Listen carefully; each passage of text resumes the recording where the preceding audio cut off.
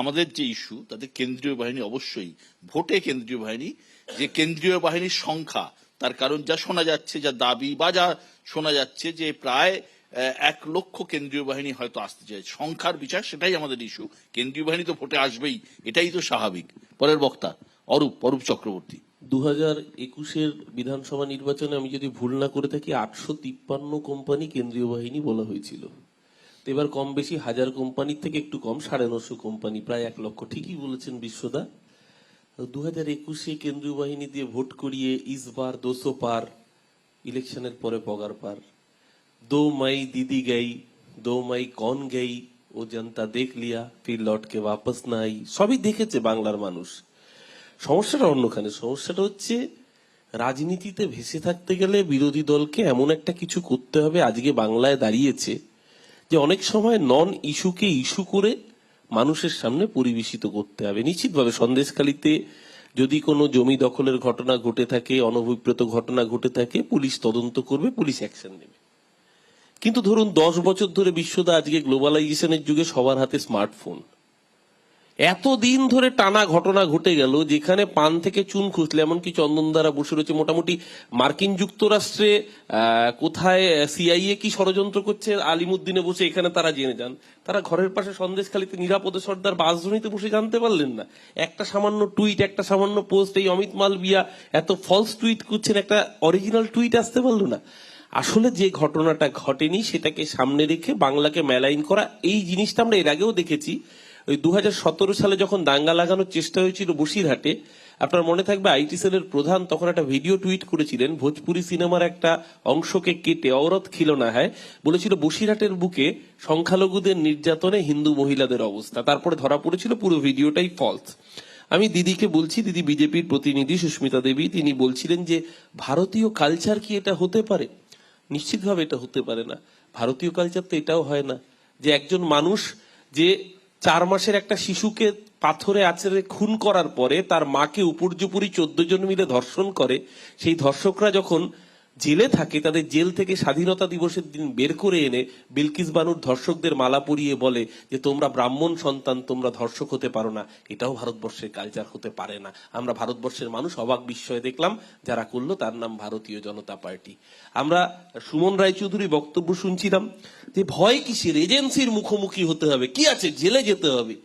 কার কোন agency certify করছে সুমন? আসলে মুশকিল হচ্ছে প্রদেশ কংগ্রেসকে তো এআইসিসি নিজে গণার মধ্যে রাখে না, এই বাড়ির চাকর বাকরের মতো ব্যবহার করে। ওরা বলছে বলতে দেয়। অশোক গেহলট রাজস্থানের পূর্বতন মুখ্যমন্ত্রী ইডিকে বলেছে স্ট্রে ডগস, রাস্তার কুকুর। সিদ্ধারামাইয়া এজেন্সি রাজের বিরুদ্ধে ধর্নায় বসছে। কেরালায় সিপিএম এর মুখ্যমন্ত্রী বিজয়ন দিল্লির বঞ্চনার বিরুদ্ধে ধর্নায় বসছে। আর এ রাজ্যে এসে এই ধরনের গল্প। আসল কথা একটাই, মমতা ব্যানার্জিকে যেন তেন প্রকারে হারাতে হবে। এরা ভুলে যাচ্ছে বাংলার মানুষের আশীর্বাদ নিয়ে মমতা বন্দ্যোপাধ্যায় মসনদে বসছেন। মমতা বন্দ্যোপাধ্যায় চেষ্টা করছেন মানুষকে রিলিফ দেওয়ার। আজকে যখন লক্ষ্মীর ভান্ডার 500 থেকে 1000 টাকা হচ্ছে, বাংলার মহিলারা উৎসাহিত হচ্ছেন, তখন সেই জায়গায় মহিলাদের মেলাইন করে যাতে ভোট ব্যাংকটাকে টার্গেট করা যায়, তার জন্য এই সুপরিকল্পিত চিত্রনাট্য। এতে চিরে ভিজবে না।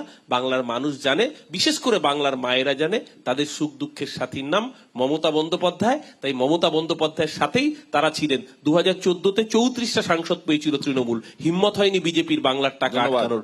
যখন 19টা সাংসদ পেল, 18টা সাংসদ পেল, বাংলার টাকা আটকালো। 24 বাংলার মানুষ বুঝে নেবে, বিজেপিকে এই রাজ্য থেকে শূন্য হাতে ফেরাবে বাংলার মানুষ। 24 এ রাজ্যের মানুষ বুঝে নেবে, দাবি অরূপ চক্রবর্তীর। এবং সন্দেশকালীর ঘটনা শুধুমাত্র নন ইস্যুকে সামনে রেখে মেলাইন করার চেষ্টা, দাবি অরূপের। পরের বক্তা চন্দন রায় চট্টোপাধ্যায়। দেখুন বিশ্ববাবু, আপনি যখন কাহিনী আর বাহিনী দুটো কথাই রেখেছেন, তা একদিকে যেমন একটা করুণ কাহিনীকে কাহিনী বলছেন, আবার একটা হাস্যকর বাহিনী নিয়ে আপনি বাহিনী বলছেন। ফলে আমারও এখন এখানে ক্ষেত্রে একটা কথা না বললেই নয়, যে সাপ হয়ে কাটা আর ওঝা হয়ে ঝাড়া।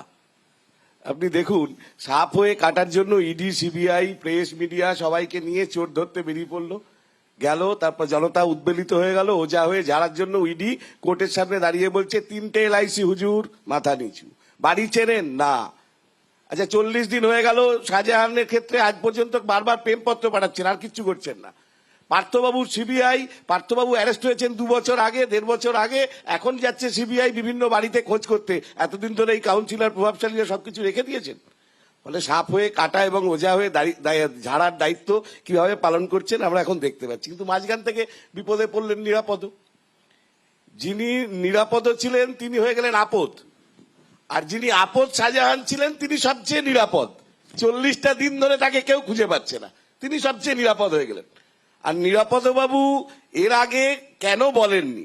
মমতা ব্যানার্জি সত্যি তো আগে যদি জানতেন তাহলে গিয়ে টিকিট দিতেন। এই যারা যারা নারদায় টাকা খেয়েছে, সারদায় টাকা খেয়েছে, ফলে এখন সমস্যা এসে দাঁড়ালো আগে জানিনি কেন, আগে জানলে করতেন না। কিন্তু দেখুন, ওঝারও তো একটা সাপের প্রতি দায়িত্ব থাকে।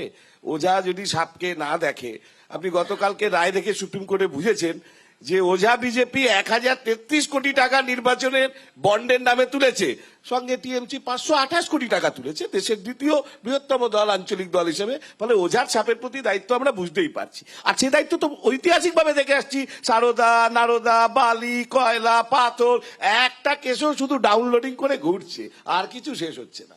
এবার উল্টো দিকে আসুন, যখন আমাদের কাঁচা বয়স টিএমসি সরকারের, বুঝলেন, তাপস পাল এই পশ্চিমবাংলায় রামমোহন যেখানে সতীদাহ প্রথা বন্ধ করলেন, সেই বাংলাতেই বললেন ছেলেদের ঘরে ঢুকিয়ে দেবেন। তো তারপর সরকারের বয়স ধীরে ধীরে বেড়েছে, এত কিছু করে হাত পাকানোর পর সরকার ঠিক করেছে দুয়ারে সরকার নামে প্রজেক্ট চলবে। এই করতে করতে দুয়ারে উত্তমের পিঠে এখন সবাই পিঠে, এত পিঠে খেতে ভালোবাসেন উত্তম বাবু, মা বোনেদের রাত্রিবেলা তুলে নিয়ে গিয়ে দুয়ারে পিঠে প্রজেক্ট চলছে। আমার আর অদ্ভুত লাগছে যে মমতা ব্যানার্জির সরকার একদিন ফেলানি বসাক, একদিন চম্পলা সর্দারের কাহিনী নিয়ে বামফ্রন্ট সরকারের কাছে গিয়েছিলেন, আজকে তার সেই বিবেক কোথায় গেল?